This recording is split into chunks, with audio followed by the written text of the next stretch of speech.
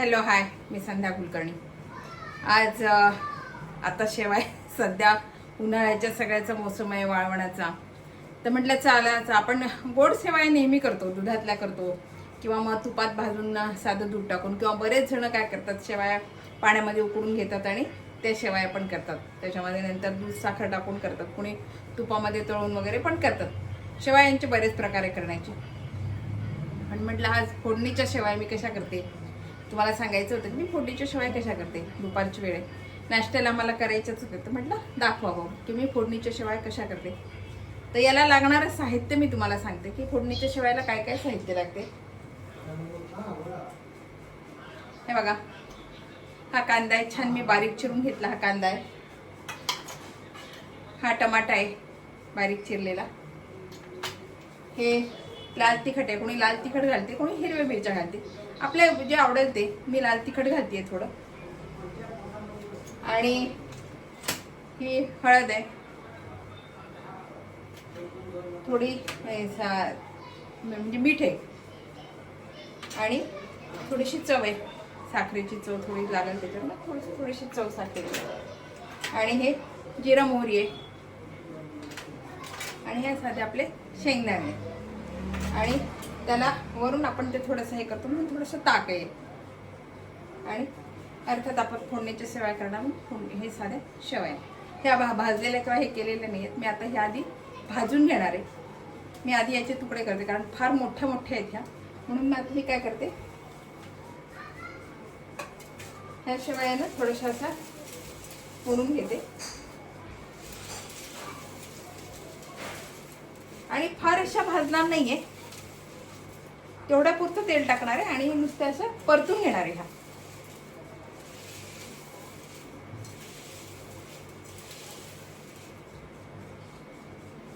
हे बघा, ह्या मी थोड्याशा अशा मोडून घेतल्या कारण ते एकदम हे झाले नसतं ना, म्हणून. आता मी गॅस लावतीये.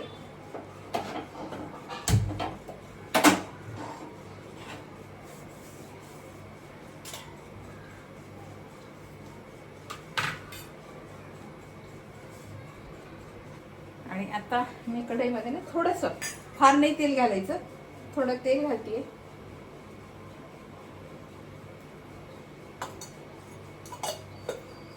आणि ह्या आता आपल्या साध्या भाजून घेते.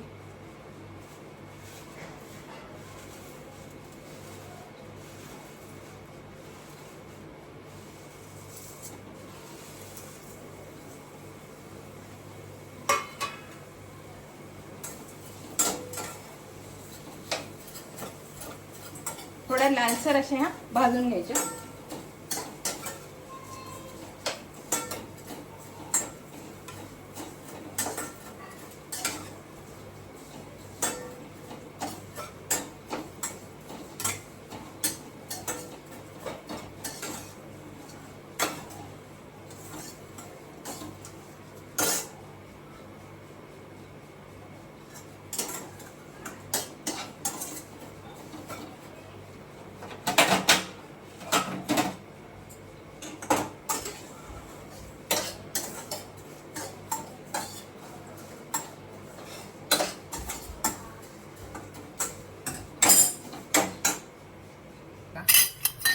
अशा छान भाजून घेतल्या.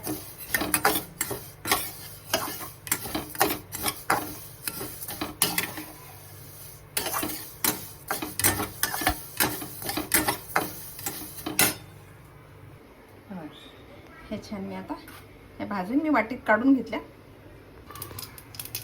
आता कढईमध्ये तेल टाकलं आणि ही मोहरी घेतली.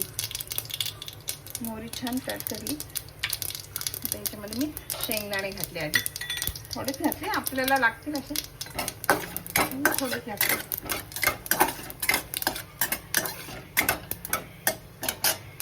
आता हा कांदा घालते.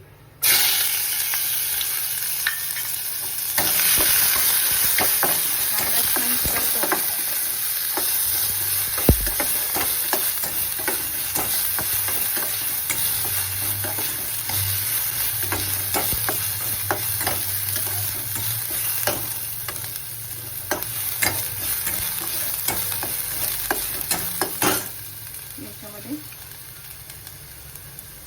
थोडीशी हळद आणि आपल्याला लागेल असं तिखट किंवा हिरवी मिरची नक्की तरी चालेल. थोडं तिखट घातलं आणि आता हा बारीक केलेला टमाटा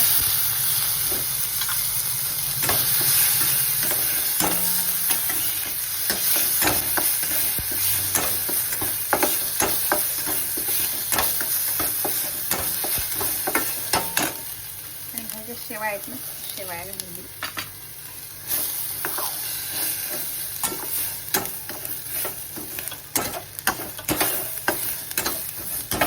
कारण ह्या भाजलेल्या आहेत ना त्याच्यामुळे पटकन जळण्याची शक्यता. गॅस कमी केला मी आता.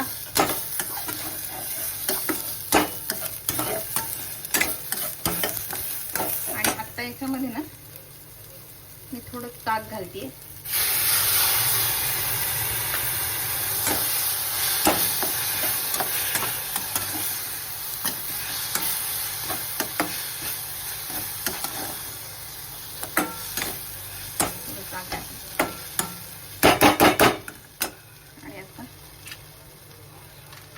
आपल्याला लागेल असं मीठ, कारण आपण शेवयात किती मीठ घातले आपल्याला माहिती असते. प्रमाणात मीठ घालायचं आणि थोडीशी साखरेची चव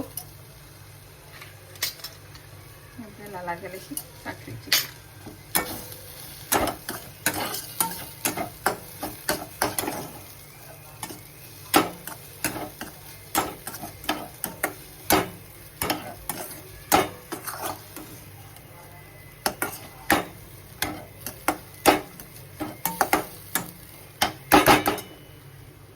आता याच्यावर ना थोडी झाकण ठेवून वाफ येऊ द्यायची, कारण आपण ताक घातलं ना म्हणून थोडीशी वाफ येऊ द्यायची याला. आपल्या शेवया आता तयार आहे. वरून कोथिंबीर घातली शेवया तयार आहे.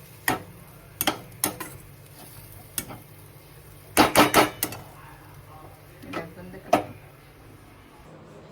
हे बघा आपल्या ह्या शेवया तयार आहे. मी कोथिंबीर आणि कढीपत्ता याच्यासाठी नाही घातला की मुलाला आवडत नाही, तर मी आत्ता तुम्हाला दाखवायसाठी घालायला आणि नंतर मग मुलगा खाणार नाही म्हणून मी, आणि त्याच्यासाठीच मी हे खास केलेले म्हणून मी कढीपत्ता आणि कोथिंबीर याच्यामध्ये नाही घातली. आणि मिरची पण नाही, लाल तिखट घातलं.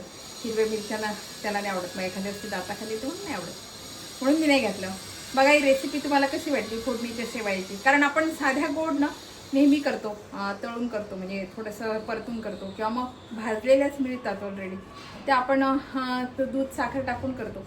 तर बऱ्याच प्रकारे शेवयाचे प्रकार उकडून पण करतात शेवया. पाण्यामध्ये उकडायच्या आणि नंतर गाळून घ्यायच्या, छान चाळणीनं गाळून हे करून घ्यायचं, पाणी निथळून घ्यायचं आणि मग त्याच्यामध्ये तूप साखर कोणी गुळाच्या करते असं टाकून पण शेवया करतात. तर आता ह्या फोडणीच्या शेवया, याला माझ्या मुलाला फोडणीच्या शेवया खूप आवडतात, तो गोड शेवया नाही खात, मग त्याच्यासाठी खास करायच्याच होत्या. तर म्हटलं मग तुम्हाला पण रेसिपी दाखवा. पण त्याला कढीपत्ता हिरवी मिरची किंवा कोथिंबीर नाही आवडत म्हणून नाही घातली. नाही तर कढीपत्ता हिरवी मिरची घालून कोण खूप सुंदर होतात ह्या शेवया. बघा ही रेसिपी तुम्हाला कशी वाटली, आवडली का? आवडली असेल तर लाईक करा, शेअर करा आणि सबस्क्राईब करा बरं का माझ्या चॅनलला. बाय.